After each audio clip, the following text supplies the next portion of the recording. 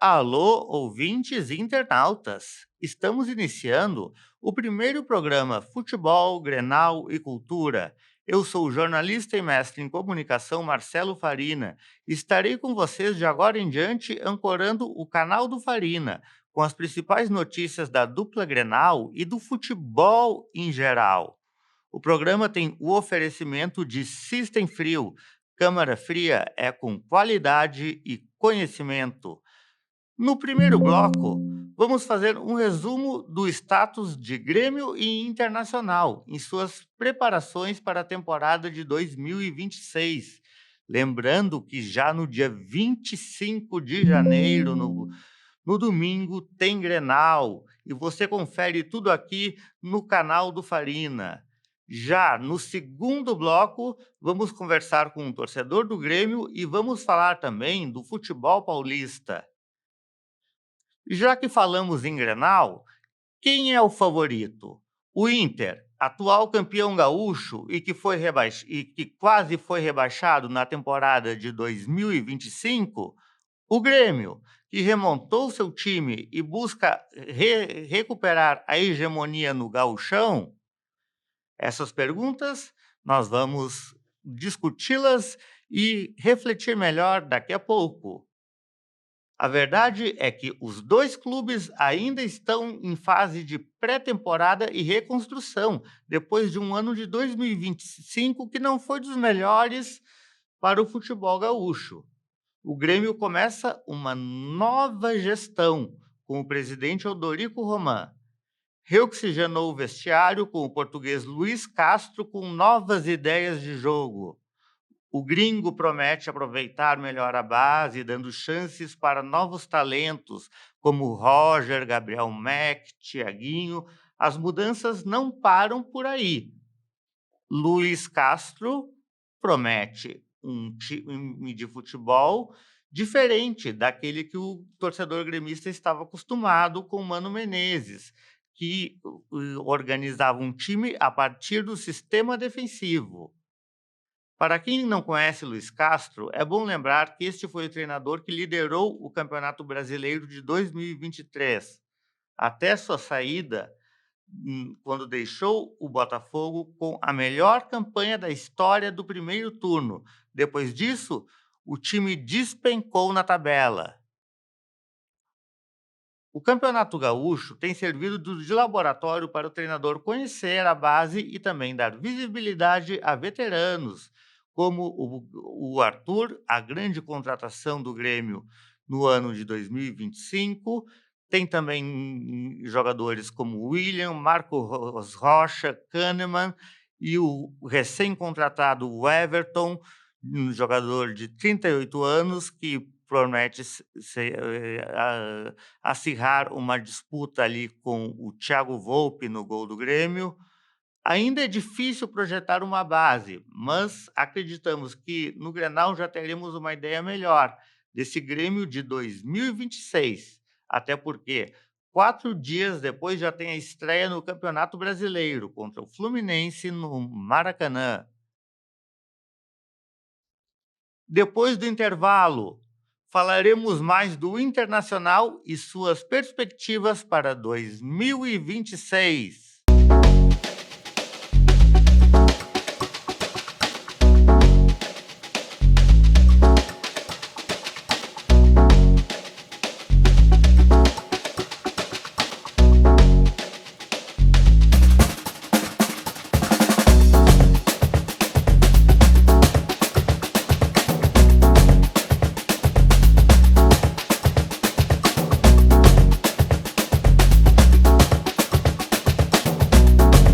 Estamos de volta com Futebol, Grenal e Cultura, aqui no canal do Farina. Lembrando que é para System Frio, Câmara Fria é com qualidade e conhecimento. Se precisar de câmaras frias, é só chamar no 30 32 33 33. System Frio. Se o Grêmio comemora boas contratações para a temporada, no lado do Internacional o cenário é diferente. Temos apenas nomes desconhecidos até agora. somados a uma base de time que quase foi rebaixado no Campeonato Brasileiro do ano passado. Lembrando que a janela de transferências vai até o dia 1º de março. A esperança colorada reside na Casa Mata, com a estreia de Paulo Pesolano e a gerência de futebol do eterno ídolo Abel Braga. Os próximos compromissos do Inter na temporada são o Clássico Grenal, depois estreia contra o Atlético Paranaense no Campeonato Brasileiro no Beira-Rio e tem na sequência o poderoso Flamengo fora de casa. Difícil esse início de campeonato para o Inter. Logo mais voltamos a falar sobre a dupla Grenal, mas agora nós vamos bater um papo com a Suelen Bonfim, comentarista de São Paulo. Lembrando que logo tem Campeonato Brasileiro e na terceira rodada o Grêmio enfrenta o São Paulo no Morumbi, o Internacional enfrenta o Palmeiras no Beira-Rio. Suelen, tá me ouvindo? Tá. Oi, Marcelo, tô te ouvindo sim, tudo bem? Obrigado pela participação no programa. É um prazer falar com você.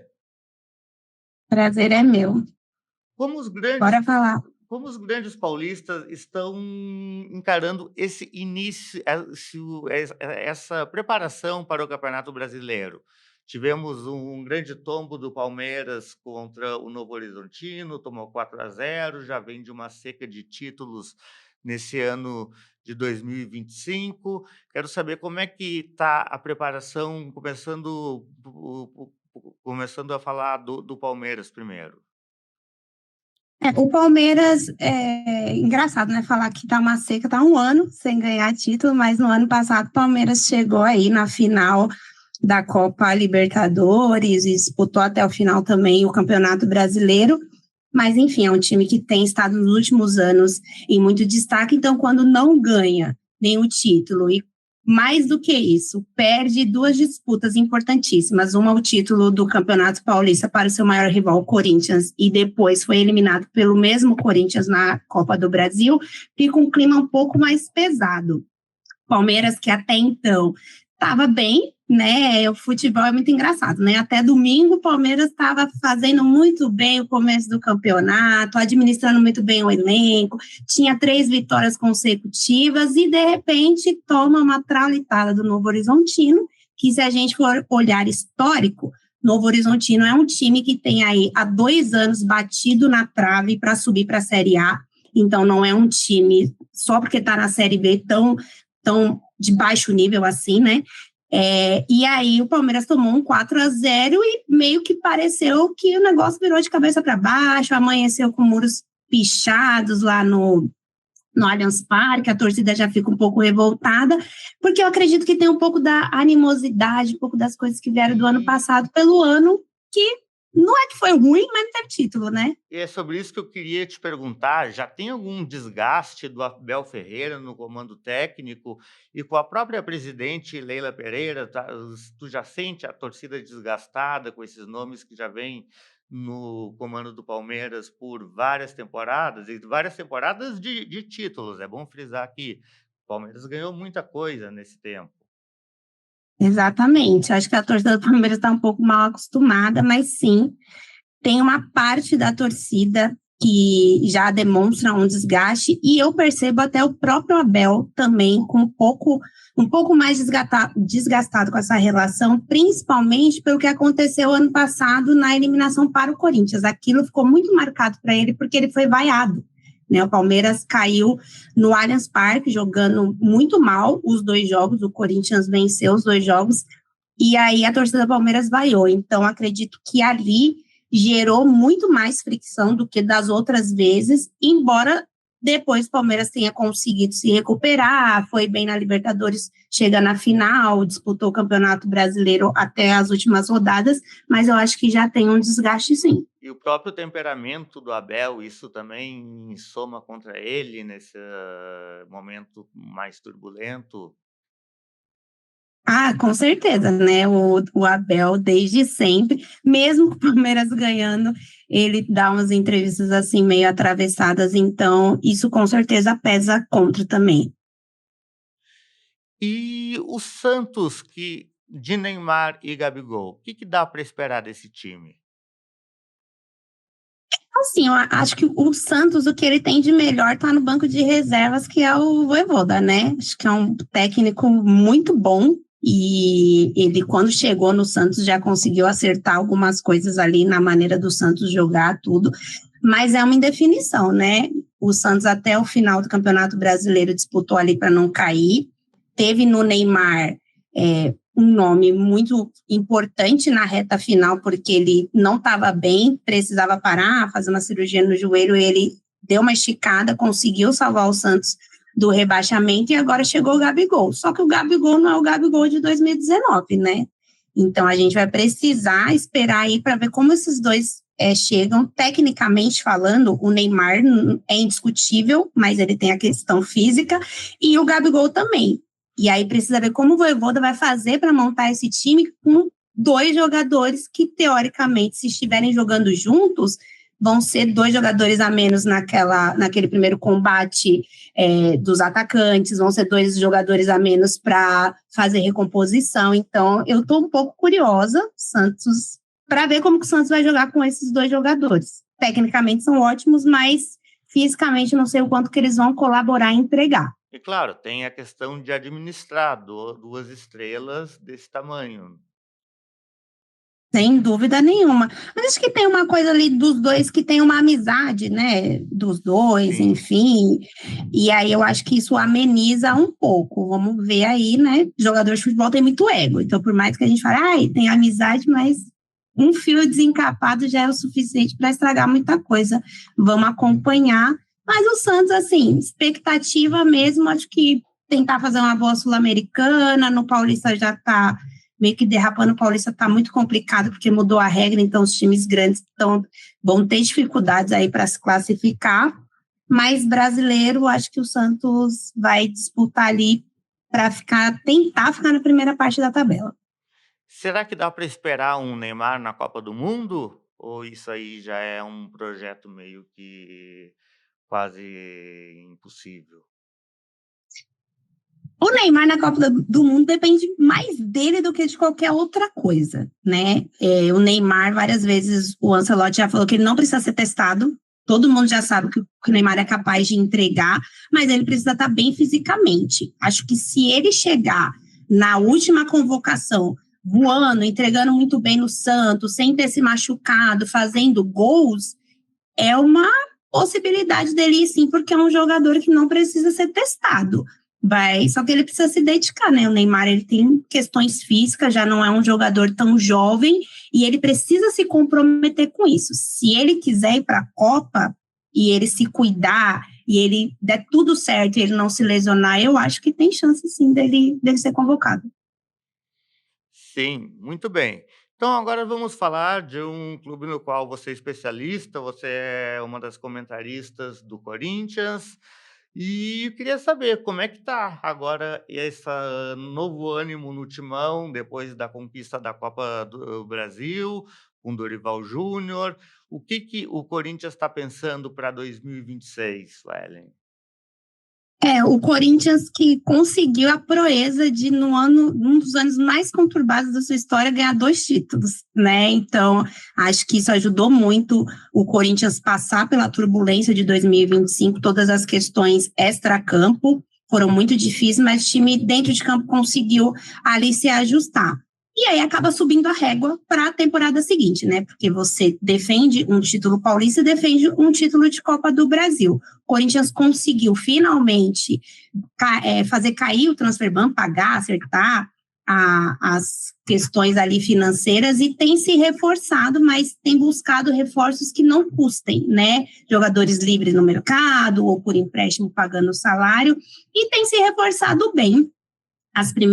Primeiro jogo do Corinthians foi muito bom, de forma surpreendente, contra a Ponte Preta, mas depois os outros 2 jogos oscilou muito, um time várias vezes muito mexido, né, obviamente, porque todo mundo está fazendo pré-temporada no estadual, com esse calendário do brasileiro. Então, Com o certeza. Corinthians se reforçou bem, E acho que uma das coisas mais importantes, dos reforços mais importantes foi fora de campo, que foi a chegada do Marcelo Paes. Então, acredito que ele vai trazer muita organização para o Corinthians como instituição, e isso vai ajudar, vai refletir dentro de campo, porque a gente sabe quando as coisas fora não estão bem, reflete dentro de campo. Qualidade de time do Corinthians tem, principalmente do 1 ao 11. Agora precisa ver se esses reforços vão conseguir agregar valor, porque o que o Corinthians mais sente é quando ele não pode contar com seus 11 titulares, porque daí precisa substituir e aí a qualidade cai demais, né?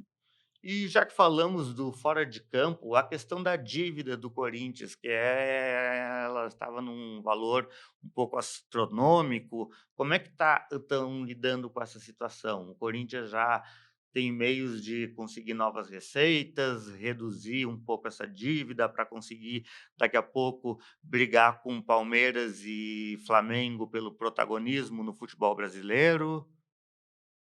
O Corinthians acabou de conseguir aprovar um pagamento, né, de mais de 400 milhões de dívidas aí ao longo de 10 anos. Então, ele conseguiu aprovar essa forma de pagamento, e isso, acho que com toda certeza vai trazer um alívio, porque o Corinthians vai conseguir prever mais as coisas, porque o que acontece com o Corinthians é que ele tem muita dívida, muitos bloqueios, então às vezes o dinheiro pingava na conta do Corinthians, mas o Corinthians não podia usar o dinheiro porque tinha bloqueio judicial e todo mundo processando o Corinthians, enfim. Então, com essa aprovação desse pagamento de dívidas ao longo de 10 anos e de forma gradativa, isso já vai dar uma visão para o Corinthians entender suas finanças e conseguir se programar melhor.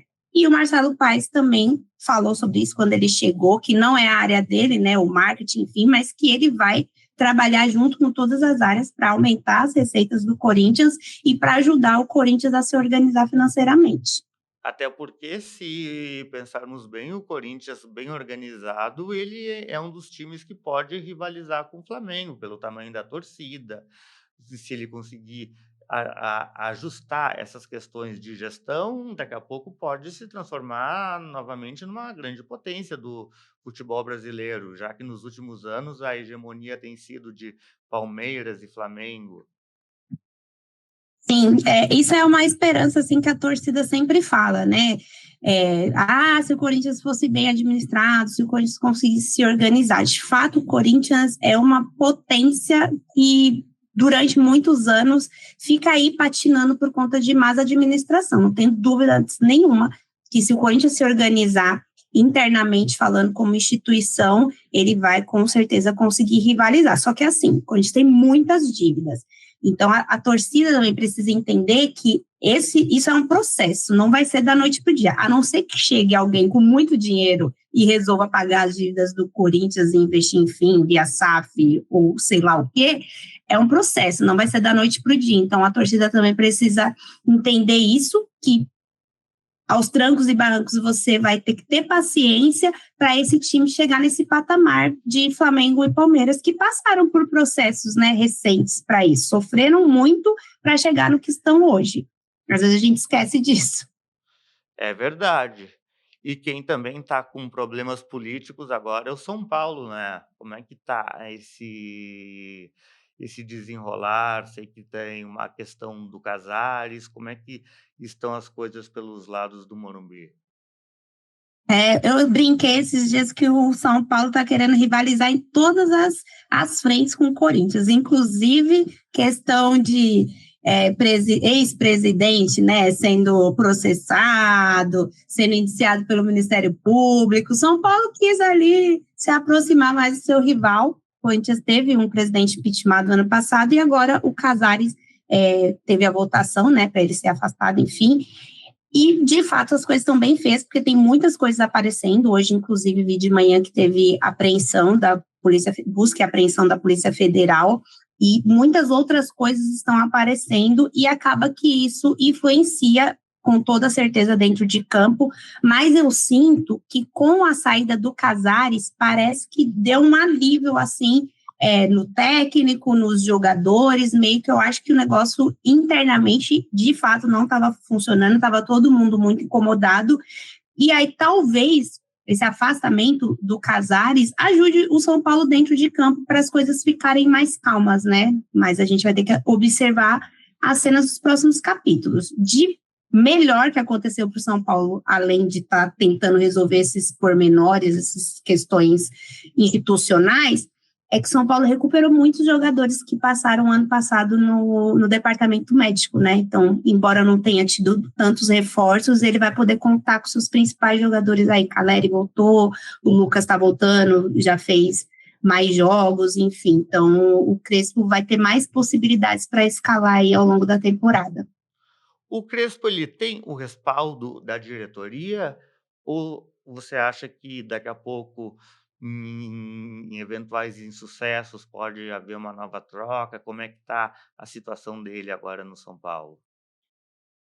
Então, da antiga, eu acho que não, porque até o Crespo, no jeito que ele falou sobre o impeachment, ele até falou, antes a gente saiu, porque o Crespo já treinou o São Paulo e voltou, né? E aí ele a gente saiu, eles ficaram, agora a gente ficou e eles saíram numa menção aí em relação a esse atrito com diretoria. Então, eu acho que com a saída do Casares, ele fica um pouco mais seguro no cargo, mas é óbvio que falando de futebol no Brasil, nenhum técnico está seguro, né? Tudo vai depender do desenrolar. Às vezes, no domingo, o dirigente fala que está garantido, na quarta-feira perde e é mandado embora na quinta de manhã.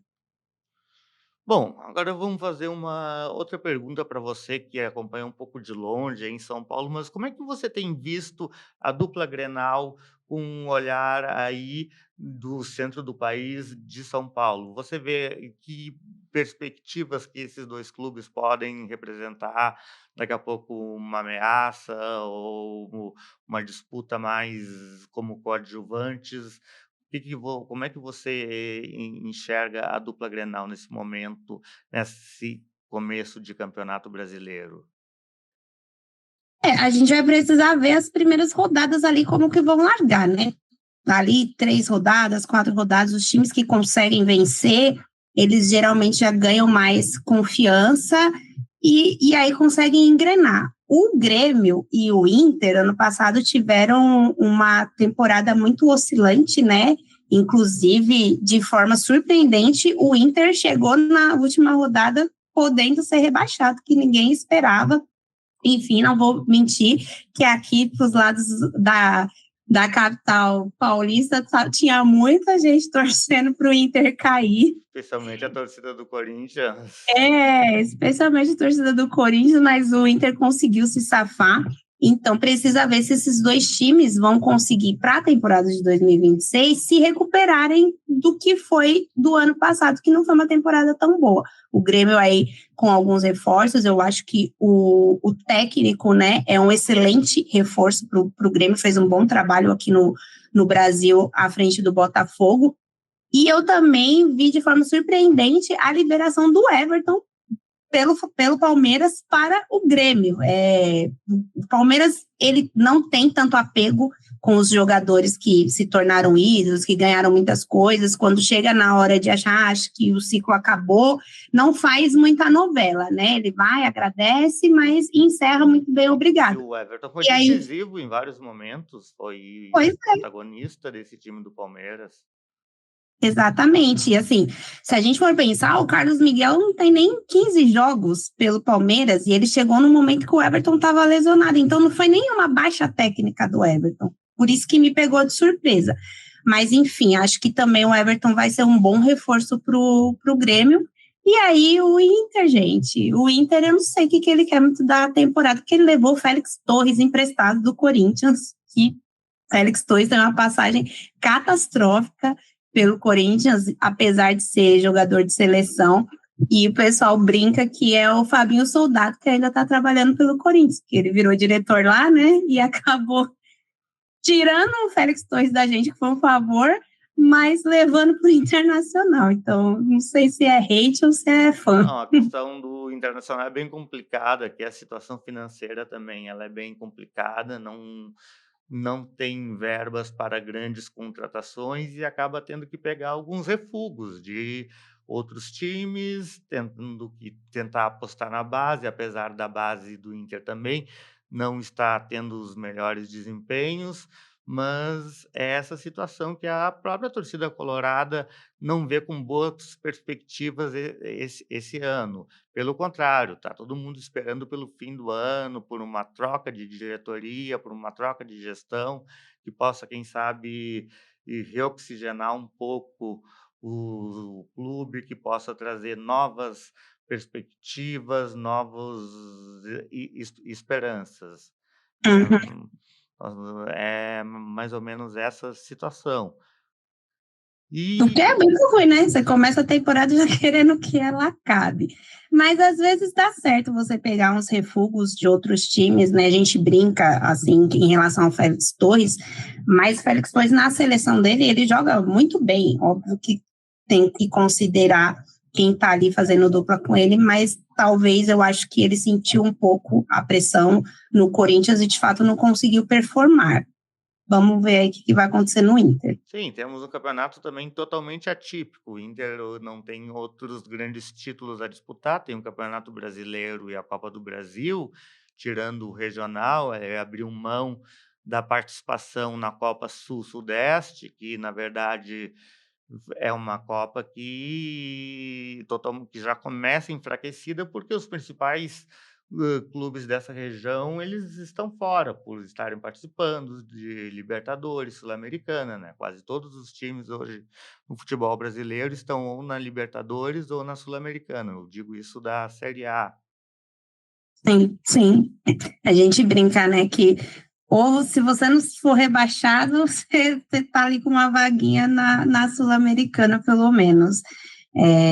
De fato, acho que a CBF fica tentando preencher, né, o calendário dos outros times que não estarão nessas disputas, mas se a gente for pensar por questão de desgaste, de temporada longa, às vezes até pode ser bom, pode ser benéfico para um time não disputar tantos campeonatos. A gente vê, por exemplo, o Mirassol, que foi a sensação do campeonato brasileiro do ano passado, que é um time paulista que começou aqui já um pouco oscilando, porque perdeu alguns jogadores, então no Paulista já é um time mais marcado, que está sendo mais visto, mas no ano passado, o fato dele não ter outras disputas fez com que ele conseguisse fazer o Campeonato Brasileiro que fez, porque ele podia recuperar seus jogadores, porque ele tinha tempo, diferente de quando você está em 2, 3 competições e fica o tempo todo jogando de quarta a domingo. Então, às vezes, por um lado, a gente fica triste como torcedor, olhando e falando, pô, queria que o meu time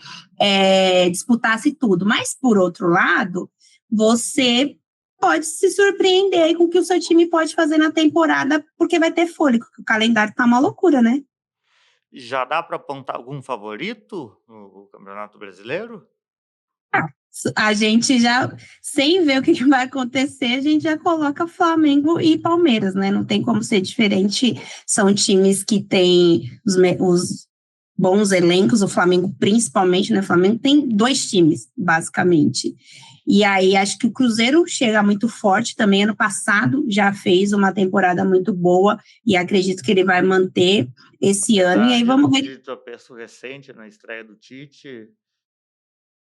Ah, mas é porque não estava jogando com o time titular, né? Ele estava ali com bastante gente da base, depois já conseguiu fazer um bom jogo, mas na estreia, de fato, foi surpreendido. Mas o Cruzeiro, ele estava em cima, acho que eu estou bem, eu não lembro quem foi o adversário, mas o Cruzeiro estava em cima e aí, em escapadas, o time conseguiu abrir o placar, e aí você sabe, né? É mais difícil de você correr atrás quando você está atrás do placar. Mas eu vejo, sim, esses tropeços nos estaduais, eu acho que a gente tem que ter muito cuidado em analisar e, de repente, colocar para o resto da temporada que o time não vai bem, porque ninguém fez pré-temporada, é muito difícil. Você já vai ter o brasileiro também, que vai começar no final de janeiro, então tá todo mundo tentando se programar para não estourar ninguém até a parada da Copa. E isso requer que você faça escolhas. Isso que você fala é uma grande verdade, eu até sempre acabo dizendo isso, que quando a dupla Grenal ela não ganha o gauchão, ela vem melhor, para o Brasileiro e para a Libertadores. Isso a gente tem até nos títulos do Inter da Libertadores de 2006 e 2010 e da do Grêmio de 2017. São anos que o time não ganhou o Gauchão e teve o tempo para se reorganizar para conseguir ganhar grandes títulos. Então, às vezes, o estadual acaba mais atrapalhando do que ajudando. É, exatamente. O Corinthians, ano passado, ele sofreu bastante, porque ele esticou muito a corda para ganhar o Paulista, porque, enfim, fazia anos que o Corinthians não ganhava um título, principalmente também para interromper uma sequência positiva do maior rival, mas pagou um preço muito alto. Os jogadores que foram se lesionando com muita frequência o resto da temporada, porque lá no começo a corda foi esticada. Então, precisa tomar muito cuidado, né? Bom, Suelen, nós vamos colocar agora nessa conversa o advogado e especialista em Grêmio, Roberto Ricoldi, que vai nos trazer um pouco da percepção dele nesse espaço que a gente abre para os torcedores. Já vamos também em outros programas trazer torcedores do Internacional. Eu queria ver, Roberto Ricoldi, como é que você começa a avaliar. Primeiro, muito obrigado pela participação no programa. E como é que você vê o Grêmio nesse início de 2026? Boa tarde, Sueli. Boa tarde, Marcelo. Boa tarde, Farina. Boa tarde, todo mundo. Eu acho que falando do Grêmio primeiro, tem uma perspectiva boa, né? Porque está conseguindo mesclar essa questão de ter alguns jogadores mais experientes. A base do Grêmio, desde a Copinha até os que já estão, né? Porque se tu for ver, tem 3 jogadores ali, 2 ou 3 que já estavam até na seleção sub-17, já estão nos profissionais, acaba gerando uma perspectiva melhor.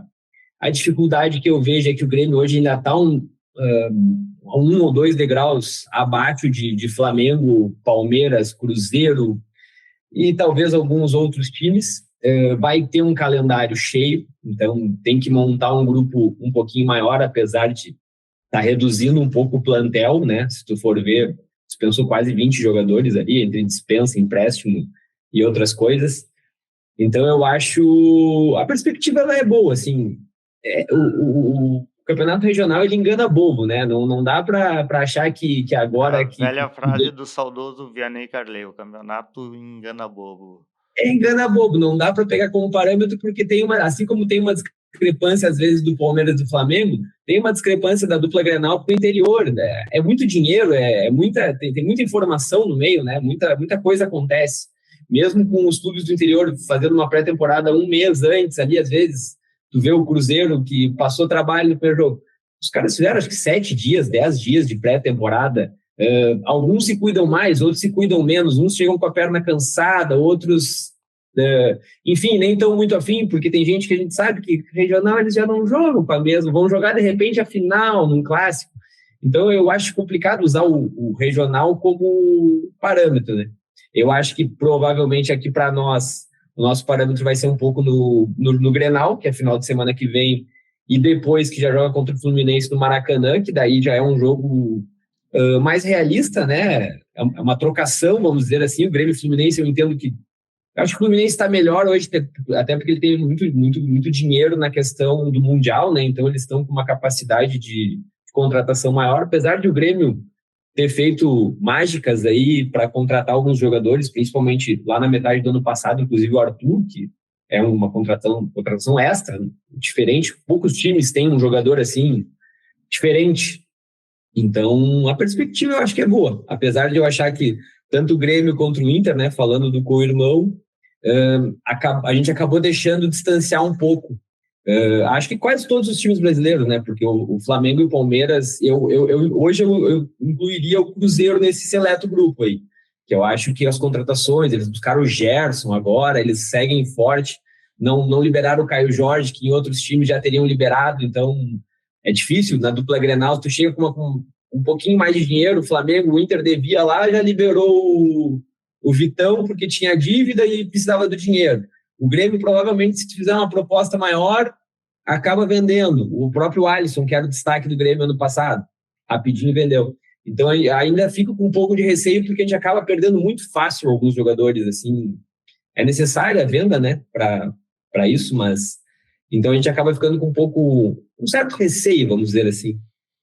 Existe um distanciamento cada vez maior entre os clubes ali do centro do país para a dupla Grenal, até colocando a Suelen na conversa junto, e a gente quer ver como é que está essa briga dos clubes paulistas com os times gaúchos, o que que dá para esperar, porque lembrando que a tabela do Grêmio começa contra o Fluminense fora, depois tem o Botafogo em casa, e depois já enfrenta o São Paulo lá no Morumbis, enquanto o Inter na terceira rodada pega o Palmeiras no Beira-Rio.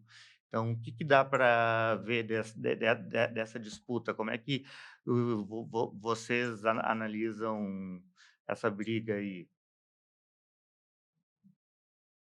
Eu acho que, tirando o Palmeiras aqui em São Paulo, que aí você vai colocar ele como favorito contra a maioria dos times, menos contra o Flamengo, né? Principalmente antes da gente ver, de fato, como o time vai rodar a temporada. No começo, a análise é essa. Então, acho que estão na mesma prateleira. São Paulo, Grêmio, Inter, Corinthians, apesar de o Corinthians ter sido campeão no ano passado, ter um time titular muito forte, mas basicamente eu acho que são times que vão brigar ali pelas mesmas coisas, o G8, né, uma vaga direta na Libertadores. Eu não vejo os times paulistas, fora o Palmeiras, tão acima da dupla Grenal. Nem mesmo o título do Corinthians o coloca, talvez, agora numa nova realidade? Para brasileiro, não. Agora, o Corinthians vem forte por uma Copa do Brasil, dependendo do que acontecer no Paulista, dependendo de como for o grupo da Libertadores, né? Porque tem a primeira fase. Mas o brasileiro, você precisa ter um elenco muito bom. Não adianta você ter 11 jogadores bons. E você jogando de quarta a domingo, se você não tiver esse elenco recheado de boas peças, boas substituições, você vai cair muito nível. Então, hoje, os times que têm isso é o Flamengo, são o Flamengo, Palmeiras e, como o Roberto falou, o Cruzeiro. Mesmo o título da Copa do Brasil do Corinthians, não coloca ele no mesmo patamar desses três times. Bom, pela terceira rodada, o São Paulo já encara o Grêmio. E aí, nesse jogo, o que que dá para ver nesse confronto? O que que vocês esperam? O Grêmio seria favorito nesse caso, Roberto? É que, na verdade, eu acho que como a Sueli falou antes, a gente vai ter que ver 3 ou 4 rodadas para ver, porque o desempenho ele vai ser diferente. O Grêmio jogou com 2 vezes com o time titular contra o Interior, sobrou, não fez força. Mas jogou uma com reservas, já passou trabalho, tomou um gol e não conseguiu reverter. Aí tentou botar, que nem a gente diz, a cavalaria para melhorar o time. Era tarde, estava sob pressão. O Grêmio tem alguns jogadores, ao meu ver, melhores, mas às vezes sob pressão e sobre alguns minutos não vão conseguir resolver sempre. Por vezes dá, mas acho complicado. Ali, como a Suelen falou, tem esse distanciamento de 3 times e o resto é muito próximo. Com a questão do próprio Mirassol, eu acho que esse ano o Mirassol vai sofrer muito, na minha opinião, porque eles não têm verba suficiente para concorrer. Aí, no momento que eles tiverem que jogar uma Libertadores, que eles não vão conseguir descansar, vai ter jogo do Brasileiro, vai ter um jogo de Copa do Brasil. Quando acumular esses 3 jogos em 10 dias, em 7 dias, às vezes, em 8 dias, às vezes tem 3 jogos. Dificilmente eles vão ter plantel. Tanto que eles estão buscando jogadores, se tu for analisar, fora dos holofotes, para tentar montar um grupo um pouquinho maior, porque o grupo do ano passado deles jogava a cada 7, 10 dias. Enquanto a galera jogava 3 jogos no mesmo período, e acaba mudando. Tu joga contra o Mirassol, tu via os caras numa intensidade, às vezes, mesmo jogando defensivo ou no contra-ataque, ou às vezes te atacando, tu via que eles estavam mais inteiros. E com menos lesões, né? Tem menos jogos. Aí tu pega até o próprio Grêmio. O Grêmio teve, em certos momentos, tinha 10 jogadores machucados. O Corinthians também. O São Paulo teve uma época que eu vi um jogo do São Paulo, tinha 20 machucados, se eu não me engano. Então, os únicos times que suportariam essa questão de lesões, por exemplo, seriam que às vezes nem isso aguentam, né? Porque o Flamengo também passou trabalho ano passado na Libertadores e quase caiu. Teve uma sequência de lesões, pegou a questão de mata-mata, passou um sufoco danado. Podia ter perdido ali, mais um pouquinho tinha caído fora. acabou o ano. E às vezes isso é um instante, né? Então, tirando esses 3 que eles tendem a ter plantel para brigar pelo brasileiro, hoje é que nem o Grêmio, é time de Copa. Por quê? Porque às vezes tu não tem o financeiro para tu brigar o ano inteiro, para ter o grupo para brigar o ano inteiro, tu vai ter que poupar o time no brasileiro, cuidar para não cair. O próprio Grêmio mesmo, várias vezes focou nas Copas e passou trabalho. Se tu for ver dos grandes, acho que o Grêmio é um dos que mais passou trabalho e, ao mesmo tempo, às vezes, no próprio ano, estava disputando Libertadores, disputando Copa do Brasil, e aí tu tira o foco do brasileiro e aí, às vezes, sob pressão, quando tu tenta focar, às vezes não dá tempo ou não consegue, depende, aí às vezes acontece lesões, perde jogador por venda, que é o que eu acho que é a maior dificuldade fora do trio ali, da tríplice que tem hoje em dia. Qualquer proposta para o jogador do Grêmio, do Inter, do Corinthians, do São Paulo, que for um pouquinho melhor, a gente perde o jogador, entendeu? Então essa é por exemplo, hoje tem uma escalação, daqui uns meses, provavelmente, será que nós teremos? Ela vai melhorar o time na janela do meio do ano, vai piorar?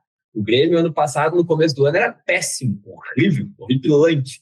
Aí, na metade do ano, já chegaram 2 ou 3 jogadores, conseguiu dar uma... como é que eu vou dizer? Conseguiu voltar a disputar os jogos, que antes era só sofrimento.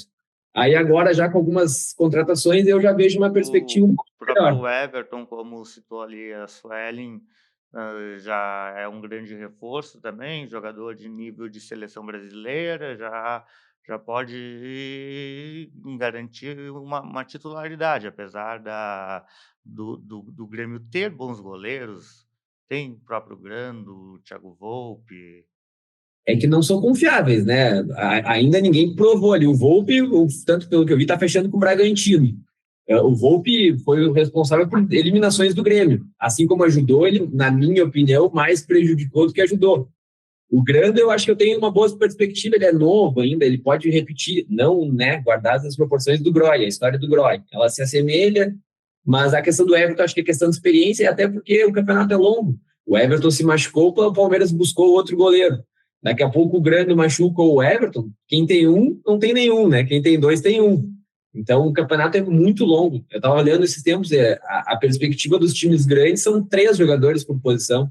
Tu via uns anos atrás, eram 2 por posição.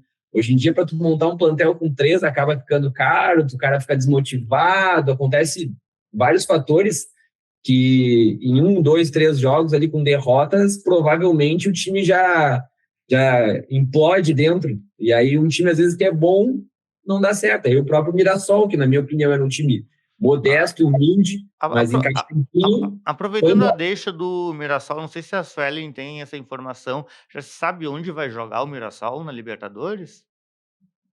Vai jogar Peraí, deixa eu ver se eu puxo, porque eu não vou saber falar o nome, mas eles estavam já... A própria cidade já estava se preparando, enfim, teve uma reforma de um aeroporto. Vou até confirmar aqui para você, mas o Mirassol deu uma bela de uma estruturada, assim. Vai conseguir jogar no seu estádio. Não vai precisar jogar na capital. Eu lembro que tinha que ter aeroporto, né, no estádio. Isso. E aí a cidade...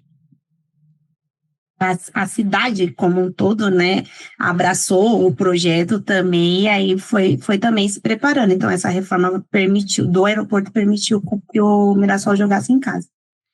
O Mirassol, muitos estavam considerando o novo São Caetano, versão 2025, com as guardadas proporções que o São Caetano foi vice-campeão brasileiro, depois vice da Libertadores, vice-campeão brasileiro 2 vezes, na realidade, mas o Mirassol, só por chegar na Libertadores... Maião é o nome do estádio? Desculpa atrapalhar. Maião. Eu nem conhecia, vou ser sincero, não conhecia. Eu vi que o Pacaembu... Mas tá bonito, viu? O Pacaembu, que eu também nem sabia. Eu vi agora por causa da Copinha, que agora estava liberado de novo. O Pacaembu ninguém gostou. Quem frequentava, eu não era frequentadora do Pacaembu, fui poucos jogos lá, mas quem frequentava assim mesmo não gostou da reforma, ficou totalmente descaracterizado. Mas o Mirassol deu uma bela de uma investida, né? Porque assim, você pega um time de uma cidade pequena, a venda do Luiz Araújo, se eu não me engano, para São Paulo, e tipo, para um time grande, o dinheiro seria nada, né? mas para o Mirassol permitiu ele melhorar CT, reformar estádio, então, de certa forma, se estruturou, tem feito um bom trabalho, inclusive no Campeonato Paulista, né? A gente, com todo respeito aí aos estaduais Brasil afora, mas o Campeonato Paulista é o mais difícil, né? Porque a gente tem times do interior que são times muito bons, que jogam a segunda divisão. Hoje a gente tem, por exemplo, o Bragantino. O Novo Horizontino está bem na segunda divisão, mas tem o Bragantino que está na Série A, tem o Mirassol que foi bem, então é bem disputado o Campeonato Paulista, e esses times do interior cada vez mais têm se preparado para focar, né, nesse estadual, fazer bom estadual, conseguir ganhar dinheiro e aí galgando coisas melhores nos campeonatos nacionais. E muito na briga para subir para a Série A. Pode falar, Roberto. Até para complementar ali a questão do Mirassol, Luiz Araújo, mas se tu for ver o Grêmio, que comparado ao Mirassol, né, é um dos maiores, o Grêmio teve 2 vendas nos últimos anos que foi destinado o valor à base, que foi o TT, que nem jogou, que agora o Grêmio acabou comprando de volta, e o próprio Arthur, que já faz quase 10 anos essa venda. E aí é uma coisa que, se tu for ver, o Grêmio tem aproveitado muito a base. Ainda mais, hoje o perfil do Grêmio é criar e vender. E aí, às vezes, tentar buscar um jogador diferente. Então, acaba tendo essa necessidade também, né? Aí imagina, o Mirassol se estruturou, montou uma questão de um estádio bonito, questão do gramado do Mirassol, pô, por mais que tu veja que é um estádio acanhado, era um estádio bonito, ficava bonito, gostoso. Tu vê outros times muito maiores que, até o próprio Grêmio, a arena era uma vergonha, a grama da arena era uma vergonha, não a arena em si. Então, tu fica meio assim, encucado. Os caras fizeram com um pouquinho de investimento um baita de um projeto, se for ver, bem organizadinho, claro. Bom, nosso tempo tá estourando aqui. Eu quero agradecer os convidados, a Suelen Bonfim, comentarista, ao advogado especialista em Grêmio Roberto Ricoldi. Foi um prazer falar com vocês. Foi um debate que trouxe muitas contribuições e voltamos a nos falar mais adiante, e muito obrigado pela participação. Então, tá. Eu Obrigado. agradeço. Prazer estar aqui com vocês, prazer, Roberto, prazer, Marcelo. E estamos aí à disposição, né? Sempre bom falar de futebol. Verdade. Um abraço. Tchau, tchau. Tchau, tchau. Então, nós finalizamos aqui essa primeira edição do programa Futebol, Grenal e Cultura, aqui no canal do Farina. Tivemos a participação da comentarista Suelen Bonfim e do advogado e gremista Roberto Ricoldi.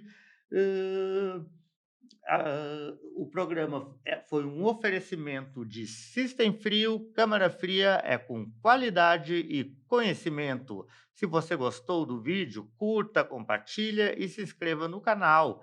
Até os próximos conteúdos. Muito obrigado. Tchau, tchau.